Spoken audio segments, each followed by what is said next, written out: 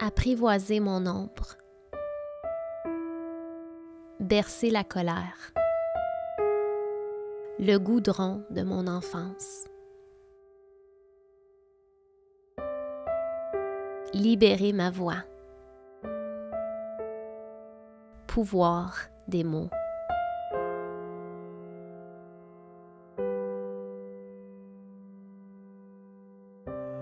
Colibri, Centre des femmes présentes, des mots sur des mots. Des mots sur des mots.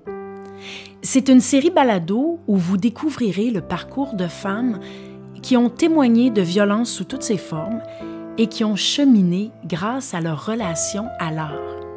Elles nous partagent les formes d'art qui les ont accompagnées et qui leur ont permis de transcender des circonstances difficiles de leur vie.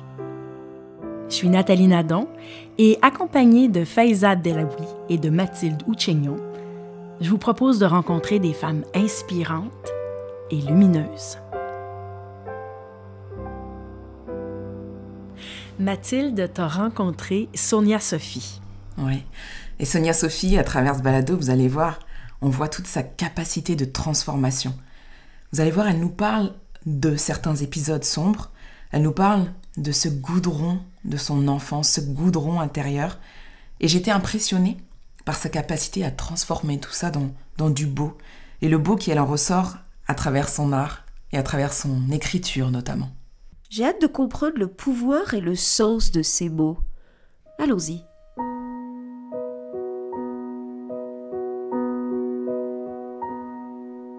J'écris pour me soustraire au temps, à ce qui se poursuit dans un espace où tout est liquide, où rien n'est fixe, où tout est à vider. J'ai des mains qui ont peur de l'eau. J'ai des mains qui ont faim de sauvetage. J'ai des mains qui s'accrochent aux poèmes qu'elles transcrivent. J'ai des mots qui cherchent un moyen d'imiter les étoiles. Bonjour, merci d'avoir accepté notre invitation. Dis-moi d'abord, qui est Sonia Sophie? Je pense que ça va être la plus grosse question de l'entrevue. Parce que se définir, c'est pas toujours évident, mais je suis Sonia Sophie, une artiste dans l'âme. Je pense que c'est ce qui me vient à l'esprit en premier. J'ai grandi dans le nord de l'Ontario, dans un milieu un petit peu isolé. J'ai toujours été beaucoup dans ma tête, très rêveuse. J'ai fait des études en littérature et en psychologie. J'ai enseigné quelques années aussi au secondaire. Je suis retournée aux études par après pour faire un micro-programme en art-thérapie où j'ai exploré tout plein de choses à mon sujet et développé beaucoup d'outils pour me reconnecter à moi-même et guérir certaines blessures. Puis ensuite, après avoir travaillé dans différents organismes culturels et littéraires, je suis retournée aux études à nouveau. J'ai fait une maîtrise en création littéraire pour étudier comment on peut se servir de l'écriture pour surmonter des événements traumatiques et continuer de se développer comme humaine, se reconstruire, évoluer. Donc, comment l'art, comment l'écriture plus particulièrement peut être au service de notre épanouissement. Tu as grandi dans le nord de l'Ontario. Qu'est-ce qui t'a amené ici dans la région? Ça a été un parcours en zigzag. C'est sûr que j'ai fait mes études à Sudbury. Donc, je suis partie de mon petit village de Fauquier, près de Kapuskasing, pour aller étudier en lettres et en psychologie. Puis, après avoir enseigné, en fait, mais je savais quand j'enseignais que j'étais pas vraiment à ma place et j'avais juste l'intuition que quelque chose d'autre m'attendait. C'est là que j'ai renoué avec mes passions. Pour moi, l'écriture, ça a toujours été en avant-plan. En ce moment, j'ai mon entreprise, j'ai une communauté de femmes que j'accompagne dans leur processus d'écriture et de transformation personnelle aussi. C'est qui me procure beaucoup de joie, c'est de pouvoir être témoin de la transformation de chacune des femmes que je côtoie au quotidien. Alors, au fil des ans, tu explores l'art, les arts sous toutes leurs formes, sous différentes formes, et tu as ce besoin viscéral de créer tout le temps, de t'imaginer des mondes, de t'inspirer de tout ce qui t'entoure pour créer. Moi, je voudrais savoir, est-ce qu'il y a une œuvre en particulier qui a été un espèce d'élément déclencheur dans ta prise de conscience? En 2011, j'étais dans mon petit appartement, je venais juste d'emménager à Ottawa, puis je lisais un livre qui s'intitule Succulent Wild Woman de Sark. C'est une autrice des États-Unis, puis mon amie Sylvie m'avait fait ce cadeau-là, elle m'avait donné le livre. Un livre coloré, tout en éclats, où justement Sark parle des événements qu'elle a traversés, dont l'abus sexuel. Elle parle aussi des tracas de son quotidien. J'aime dire qu'elle parle de cellulite parce que je trouve ça drôle. C'est pas un sujet qu'on aborde souvent en société, mais combien sommes-nous à justement se battre contre ce petit tracas-là au quotidien? Donc, ça me fait voir que c'était possible de se dévoiler et en même temps d'aider les autres. Parce que moi, en lisant ce livre-là, je me suis sentie moins seule. Ça a brisé mon isolement. Bien sûr, j'avais tissé des liens avec des personnes de mon entourage avec qui je pouvais avoir des conversations vraies, mais je pense pas que j'aurais eu le courage à ce moment-là de me dévoiler autant dans un livre. Alors que ça m'a vraiment donné le courage de le faire. C'est après la lecture de ce livre-là que j'ai commencé justement à écrire Comptine à rebours, mon deuxième livre, mon deuxième recueil de poésie dans lequel j'aborde vraiment le goudron, le goudron de mon enfance, là, vraiment, que je plonge dans ce qui a fait le plus mal. Je le dis en riant, peut-être que c'est une manière plus légère de l'aborder. Parce que dans mon premier recueil, j'avais surtout parlé de relations, j'avais effleuré un peu certaines choses de mon passé, mais sans trop m'y attarder. Alors que là, c'est comme si je m'étais donné la permission, en lisant Sark, de moi aussi libérer ma voix.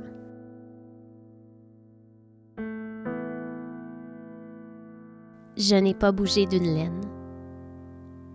Quand le loup m'a mordu, la première fois j'ai crié dans mon corps, mais rien n'en est sorti. Sauf toi.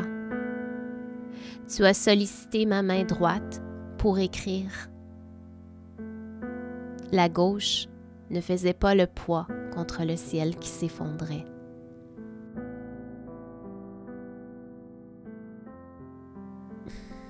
La violence que j'ai vécue, ça a été la violence physique, la violence psychologique, beaucoup. On nous abaissait beaucoup. Quand je dis « on » parce que j'inclus mon frère et ma sœur là-dedans, pas pour nommer d'épisodes spécifiques, mais de façon générale, mon père a été très, très destructeur avec ses mots. Ces mots ont eu beaucoup d'effets sur notre confiance en soi. Moi, ayant été la plus vieille, la fille aînée, j'ai mangé un petit peu plus de coups que les autres. Parce que c'est moi qui ai pris la responsabilité sur mes épaules de nous protéger. De dénoncer ce qui n'était pas correct parce que ma mère ne le faisait pas.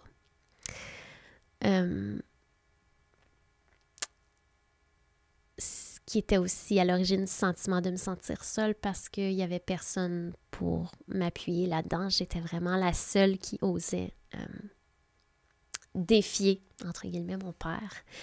La dynamique familiale était instaurée, c'était mon père qui était au pouvoir, ma mère suivait. On pourrait peut-être débattre du mot, mais... Et ensuite, il y avait moi et mon frère et ma sœur qui étaient comme au bas de la pyramide, je dirais. Ouais. Donc, ça a été très dénigrant pendant des années de se faire dire des choses au sujet de mon apparence physique. Mon père faisait beaucoup de commentaires inappropriés au sujet de mon corps. Ça a été, et c'est encore une blessure profonde parce que quand je me regarde dans le miroir, même si maintenant j'arrive à me dire que je suis belle et à me trouver belle pour vrai, il y a encore cet œil très critique, très, très, très critique. Mon père m'a dit à plusieurs reprises que j'étais bonne à l'école, mais dans la vie, je valais rien. Ça a été une parole très destructrice. Je n'avais pas confiance en mes capacités sociales. Je n'avais pas confiance dans mes relations. J'ai pas eu des parents qui m'ont montré nécessairement comment être avec les autres. Et il a fallu que je trouve mon propre chemin.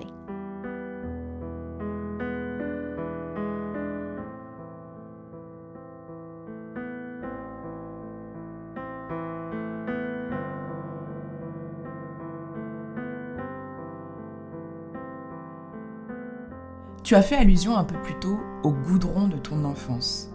Qu'est-ce que ça évoque chez toi, cette image? Ben, tu sais, du goudron, c'est sale, c'est épais, je sais pas pourquoi le mot visqueux me vient en tête, mais c'est pas agréable, ça sent fort. Ça prend beaucoup de place. C'est étouffant. Il y a tout ça qui me vient en tête parce que j'avais vraiment l'impression d'étouffer, d'être prisonnière. Ouais. Puis on dirait, c'est pas un événement précis, hein. Puis je pense que c'est ça aussi le goudron, c'est que je le vois vraiment comme un ensemble, un tout. Tout n'a pas été noir ou blanc, tu sais, c'est clair.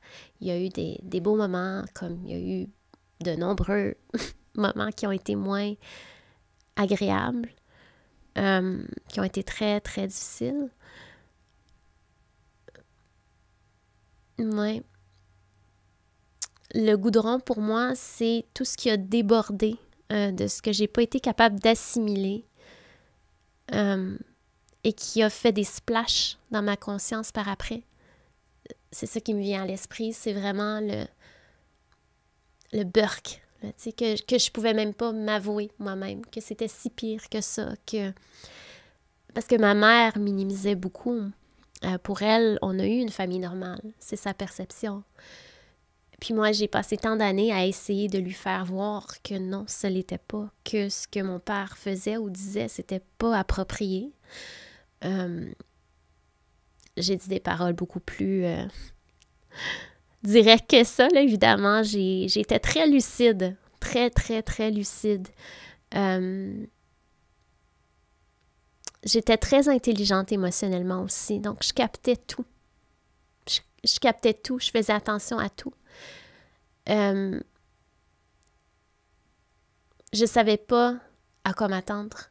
Jamais. T'sais, c'était comme si fallait que je devine en tout temps ce qui se passait dans la tête de l'autre, ce qu'il allait faire. À un moment donné, tu comprends les patterns. Tu viens qu'à anticiper les coups, anticiper les paroles. Donc, tu fais attention constamment. Tu te prives de dire certaines choses. Et comme il y a personne à qui tu peux te confier, il reste la page. Il reste la page. Mais pour ça, il faut aussi se connecter à soi-même. Puis ça aussi, c'est épeurant. J'ai été chanceuse d'avoir un outil qui m'a permis de faire de l'introspection, mais un outil que j'aimais. J'ai pas eu besoin de forcer ça sur moi, d'aller en thérapie. J'ai fait de la thérapie par moi-même sans le savoir. C'était vraiment à mon insu. Parce qu'en dehors, il n'y avait personne. Mes parents ont vraiment créé le contexte idéal pour que je me sente enfermée, isolée. Et ça, c'est dur. C'est difficile de vivre avec soi-même dans ce temps-là, puis c'est difficile de vivre une vie normale, entre guillemets. Tu sais, où tout ça, ça ça entravait, tu sais, ça entravait ma vie. C'est difficile d'avoir des relations de confiance après. C'est difficile de se laisser approcher. C'est difficile de croire en soi. Tu te ramasses avec ce goudron-là. Et aussi toutes les étiquettes qu'on t'a collées sur le front qui, en fait, t'appartiennent pas. Puis j'en ai voulu beaucoup à ma famille parce que je me disais, tu sais, j'ai vécu toutes ces années à essayer de me défendre, mais ne pas pouvoir le faire d'une façon qui était adaptée. Puis, en bout de ligne, c'est moi qui se ramasse dans un bureau, dans une clinique, à essayer de trouver de l'aide, puis à essayer de savoir qu'est-ce qu'il y a de mal avec moi. Tu sais, ça... Puis je pense que c'est sûrement le cas de beaucoup de personnes qui ont vécu de la violence à un jeune âge ou qui ont été manipulées. Ou, on se demande, est-ce que c'est vraiment moi le problème? Quel regard tu as aujourd'hui sur ton cheminement? Aujourd'hui, j'ai une toute autre approche. Oui, je suis consciente que je suis encore exigeante envers moi-même. J'ai un grand souci de performance. Mais en même temps, je prends le temps aussi de souligner mes succès. Aussi petits soient-ils. Ça n'a pas besoin d'être grand-chose.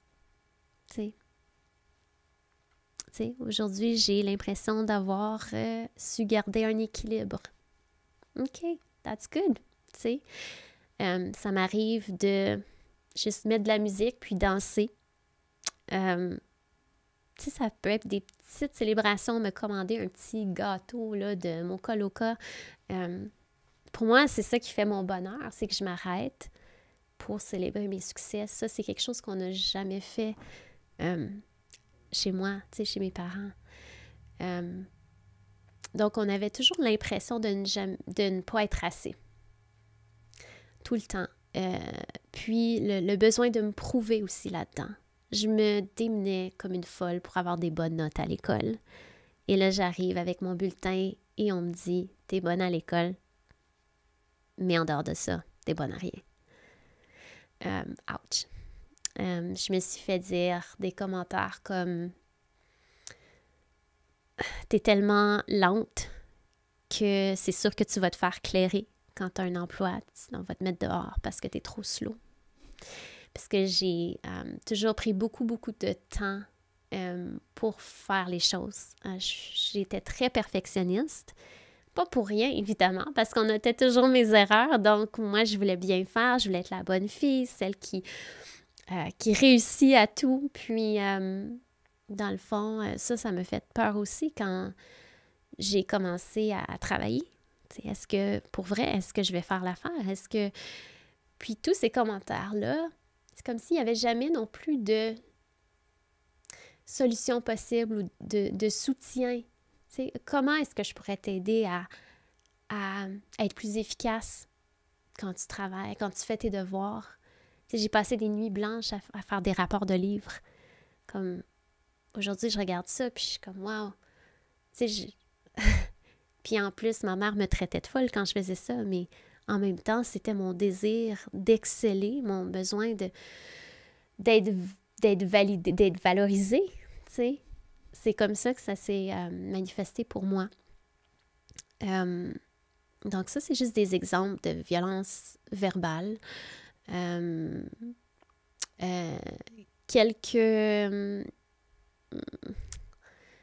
Quelques attouchements aussi. Encore aujourd'hui, je me demande si ça a été volontaire ou non, si ça a été planifié ou non. Des fois, je me dis, à quoi bon? Est-ce que c'est important que je le sache? Mais je sais ce que ça a provoqué chez moi aussi, c'est que j'ai eu le sentiment d'être violée dans mes frontières, mes boundaries. J'ai toujours eu l'impression que mon père pouvait faire ce qu'il voulait avec nous. C'est pour ça que ça a été très difficile dans mes relations par après d'établir des limites claires. ce que j'accepte pas, ce qui est selon moi acceptable ou non. J'avais pas ce concept-là. Je l'avais pas, puis justement, j'ai vécu un épisode d'agression sexuelle où un ami, un gars que je considérais comme un de mes meilleurs amis dans ma première année d'université, on avait tous les deux bu. Puis je passais la nuit chez lui, mais évidemment, on était des amis. J'avais aucune crainte par rapport à ça. C'est la première fois que j'en parle publiquement, d'ailleurs. Puis je me suis endormie. Puis à un moment donné, je me suis réveillée et sa main était sous mon pantalon. Et j'étais encore, à ce moment-là, à moitié saoule. Puis là, j'avais presque l'impression d'être dans un rêve. Puis, je l'ai repoussé. Puis, il est allé se coucher ailleurs. Il est allé dans son lit. Puis, à ce moment-là, j'étais vraiment... C'est comme si tout flottait. C'est comme irréel. Puis, j'avais juste envie de partir. Mais... J'avais bu, il n'y avait pas d'autobus qui passait à cette heure-là, il était beaucoup trop tôt. C'était aux petites heures du matin. Donc, je me sentais encore une fois prisonnière là, en restant là. Puis, le lendemain, il a dit qu'il ne se souvenait plus de rien. Et à ce moment-là, j'ai dit « Vraiment? » Puis comme « Ouais, tu sais, c'était vraiment pas clair. » Puis j'ai essayé de passer par-dessus. Mais les prochaines fois où j'ai passé du temps avec cette personne-là, j'arrêtais pas de lui envoyer des commentaires méchants. Puis là, ma cousine, à un moment donné, on était les trois ensemble. Puis ma cousine a dit « Ben voyons, qu'est-ce qui se passe? Tu sais, pourquoi t'arrêtes pas de lui envoyer des commentaires méchants, là? Qu'est-ce qui se passe? » Puis c'est là que je me suis dit, OK, je suis pas correcte avec ça, là. Il y avait une colère en moi. Puis, mais toute ma vie, mon père avait pu nous faire ce qu'il voulait. Et là, pour moi, c'était la même chose. C'est comme, est-ce qu'il a fait quelque chose de mal? Est-ce que parce que moi, j'avais bu, est-ce que je suis dans le tort aussi? Est-ce que j'ai raison d'être en crise? Est-ce que j'ai raison d'être en colère? Donc, il y avait tous ces questionnements-là. Puis, en fin de compte, j'en ai rien fait de ça. En fait, je l'ai écrit parce que j'ai commencé à écrire un récit autobiographique, mais je suis rendue à la moitié. Ça se retrouve dans la première partie de mon récit. J'avais jamais osé en parler avant. J'en ai parlé à certaines personnes dans ma vie qui sont proches. Mais cette personne-là est venue s'excuser beaucoup plus tard. Il a dit qu'il regrettait vraiment ce qu'il m'avait fait. Qu'il ne pouvait pas croire qu'il m'avait fait ça parce qu'on avait une belle amitié, que je suis une bonne personne. Ça prend aussi des guts pour faire ça. Donc ça, j'ai eu beaucoup de respect pour le fait qu'il puisse me dire « Écoute, je suis vraiment désolée de ce que je t'ai fait vivre. » Oui.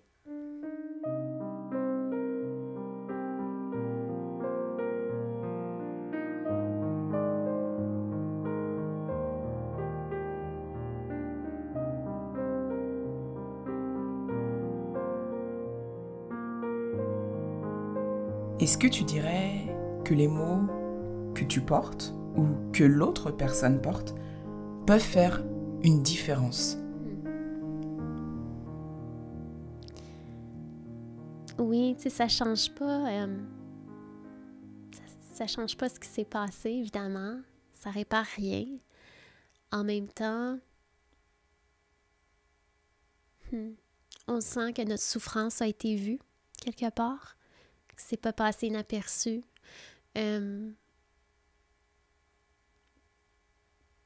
Et que je trouve que c'est une responsabilisation qui se fait aussi de la part d'autres personnes.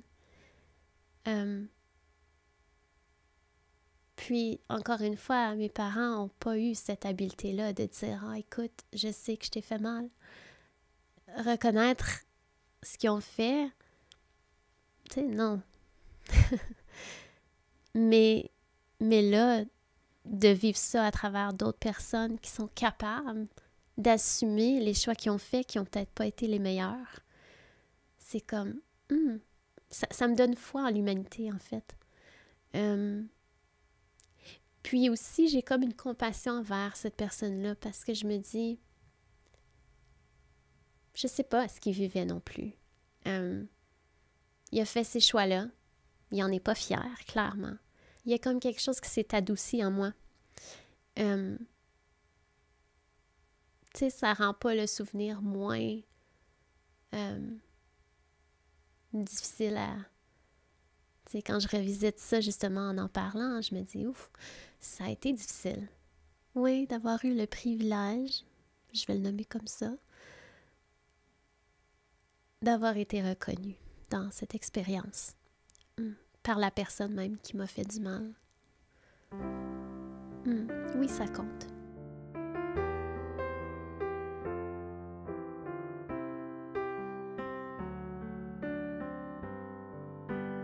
Elle lutte contre l'éveil. Elle enfile à ses doigts des retailles de papier. Le nombre de papillons qu'elle forme la dépasse. Elle s'envole dans des scénarios. Elle veut être la danse qui perd pied entre le saut et la chute. La foule qui réconcilie la scène avec l'applaudissement. Elle pense à la brèche dans le plancher de sa chambre. Elle enjambe le cauchemar comme une poutre. Les personnages de ces récits sont tous munis d'une paire d'ailes comprimées. Elle sort une carte routière de son sac à dos. Le vent souffle des quatre coins de l'accordéon. Les horizons se déplient sous ses yeux.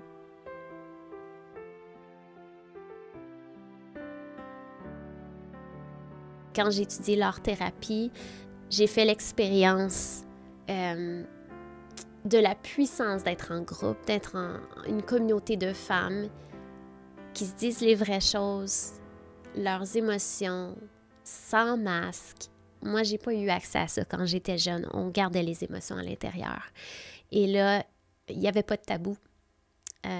La boîte de mouchoirs se promenait beaucoup entre nous.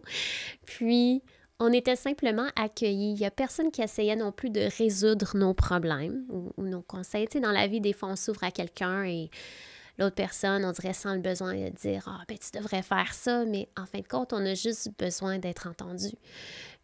Puis ça, pour moi, ça a été une première expérience d'être dans ce groupe-là de femmes qui étudiaient aussi l'art-thérapie, qui avaient aussi une sensibilité, qui avaient aussi vécu pour la plupart des choses très difficiles. C'était vraiment ma première expérience où j'ai constaté le pouvoir de la connexion. J'avais peur de la connexion à ce moment-là, de la vraie connexion, parce que pour moi, me dévoiler telle que j'étais, c'était d'être rejetée. C'était un gros risque pour moi de m'ouvrir.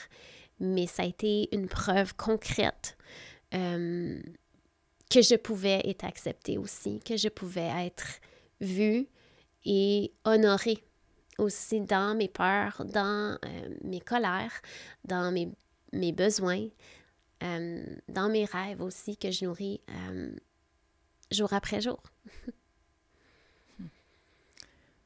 Wow. Qu'est-ce qui fait qu'aujourd'hui tu acceptes de participer à ce balado? Qu'est-ce qui fait que tu as accepté l'invitation du sujet qu'on t'a lancé?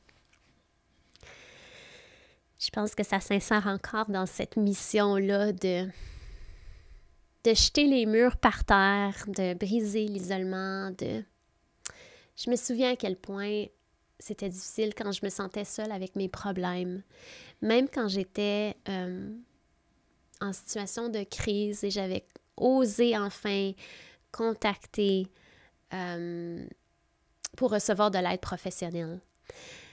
Il y avait une file d'attente, il y avait une attente de 3 mois, je pense, et j'avais besoin d'aide à ce moment-là. Tu sais, quand tu es vraiment en crise, ça va pas, tu sais pas comment tu vas t'en sortir, tu n'as pas non plus les ressources à ce moment-là. Mais d'avoir accès au moins à quelqu'un qui est passé un peu par la même chose, même si on réagit différemment aux mêmes expériences, évidemment, de savoir que je n'étais pas seule. Ça, je l'ai ressenti, évidemment, quand j'ai lu le livre de Sark. J'ai ressenti que je n'étais pas seule, mais une présence physique, ça change aussi les choses. Une voix, je trouve que ça nous met en contact avec l'énergie d'une personne, donc ça vient comme donner un genre de cocon. Ça montre aussi aux femmes que c'est correct de parler de ces choses-là. Je pense qu'on ose de plus en plus avec les mouvements actuels, MeToo, qui a combien de dénonciations qui ont été faites. Je veux dire, ça a vraiment ouvert la voie aux femmes pour qu'elles puissent, elles aussi, revenir sur ce qu'elles ont vécu sans se sentir moins. Tu sais, parce qu'il y a aussi la honte dont on fait l'expérience par après. On a honte d'avoir vécu telle ou telle chose. On a honte de ne pas avoir su comment faire. On est en colère peut-être parce qu'on a perpétué certains traumas. Puis c'est difficile d'avoir la compassion aussi pour soi-même. Après tout, peut-être qu'on n'aurait pas pu faire mieux. Peut-être qu'on a fait du mieux qu'on pouvait avec les outils qu'on avait à ce moment-là. Je pense que la seule manière aussi de s'en sortir pour vrai, je ne sais pas si s'en sortir, c'est le bon mot, en fait, mais c'est vraiment de les intégrer, ces émotions-là. Ça passe par l'accueil. Puis des fois, on n'est pas capable toute seule de les accueillir. On n'a pas encore développé ce muscle-là. Moi, je me souviens que j'aurais pas pu être cette femme-là pour moi-même quand j'avais 25 ans. C'est mon amie Sylvie qui a été cette femme-là pour moi. Ça a été... Je suis un peu émotive parce que mon amie Sylvie nous a quittés au mois d'août.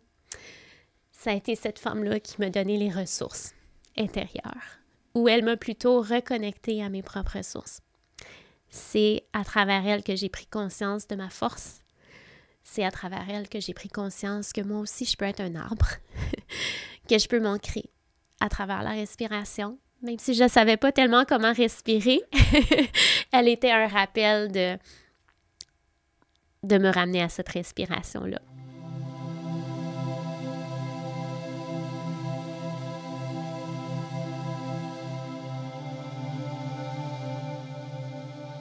Dans ta démarche artistique, est-ce que tu dirais que les mots sont suffisants pour guérir, pour avancer, pour passer vers la lumière? Autant l'écriture a toujours fait partie de ma vie, autant ça m'a aidé à libérer des charges émotionnelles à travers des mots, parfois plus des images. Ça a eu ses limites à un certain moment. Justement, quand j'ai eu besoin d'aide professionnelle, une fois rendue à Ottawa, j'avais contacté justement pour être mise sur la liste d'attente. Puis, à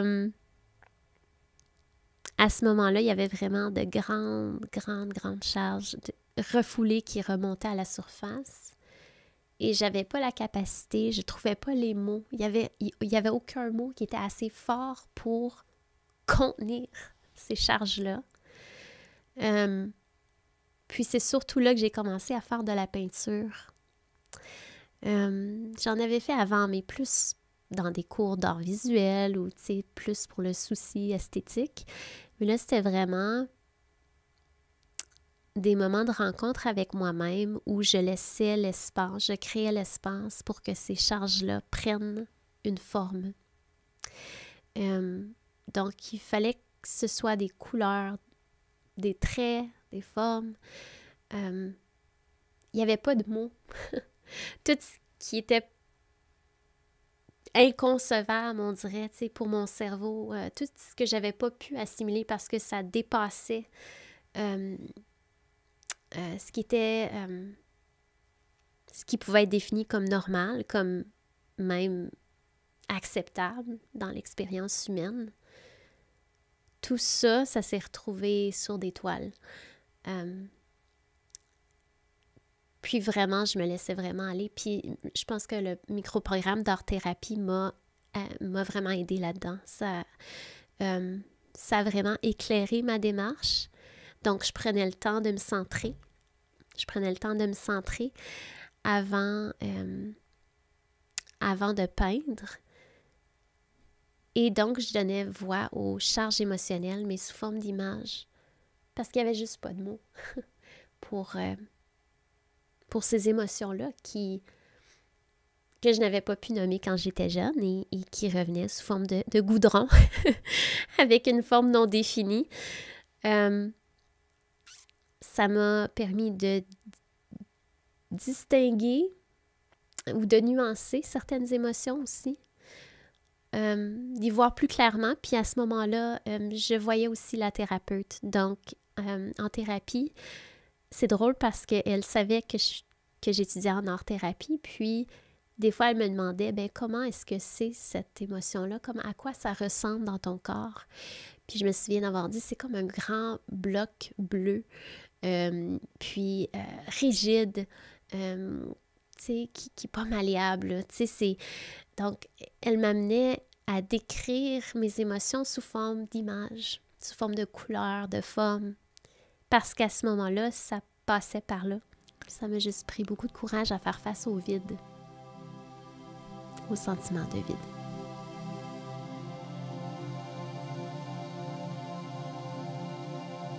Comment on fait que l'ombre ne prend pas trop de place et ne reprenne pas le pouvoir?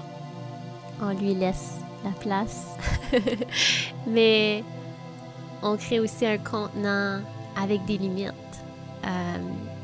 qui nous conviennent.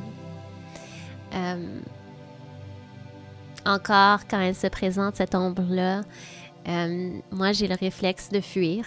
Je pense qu'on en prend conscience de nos habitudes. Il n'y a personne qui aime se sentir inconfortable, en colère, triste.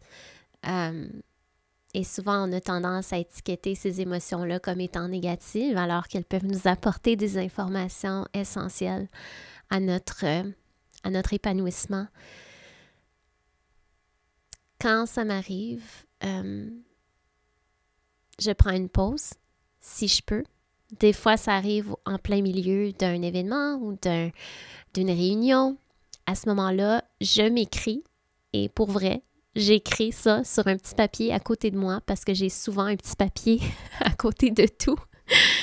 Je te reviens. Je te reviens parce que je te vois.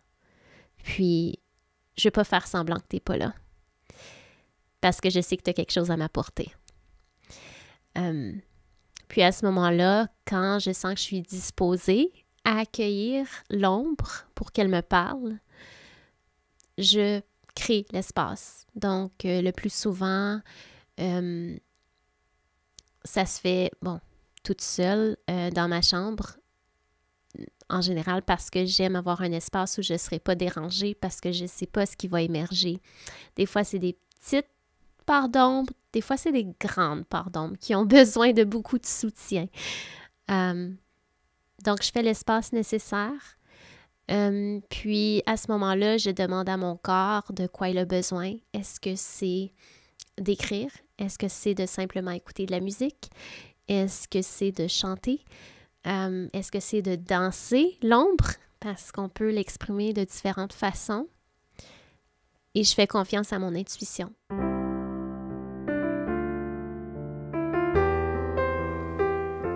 C'était Des mots sur des mots. Productrice, Nathalie Nadon. Productrice au contenu, Janie René. Réalisateur, Louis-Philippe Galland. Animatrice, Mathilde Ouchignon, Faïza Abdelawi et Nathalie Nadon. Preneur de son, Dave Poulain, Nine Studio, et Marin Stemelen. Identité visuelle, Marie Rauque. Musique originale, Jeannie René et Louis-Philippe Galland. Vous avez entendu des extraits des recueils de poésie de Sonia Sophie Courdeau, Comptines à rebours et Ce qui reste sans contour, aux éditions Prise de parole. Cette série balado est produite par DMC Productions pour le Colibri, Centre des femmes francophones du comté de Simcoe, et profite de l'appui financier du gouvernement de l'Ontario. Vous n'êtes pas seul. Des organismes sont là pour vous aider. Si vous nous écoutez dans la région de Simcoe, en Ontario, vous pouvez prendre un rendez-vous virtuel ou en personne avec une intervenante de Colibri, Centre des femmes, notre partenaire, du lundi au vendredi, de 8h30 à 16h30, composez le 705 797 2060 ou écrivez à info@centrecolibri.ca. Si vous nous écoutez d'ailleurs en Ontario et que vous avez besoin de soutien, contactez la ligne de soutien FAMED, accessible 24 heures sur 24, 7 jours sur 7, au 1-877-336-2433. En cas d'urgence, faites le 911.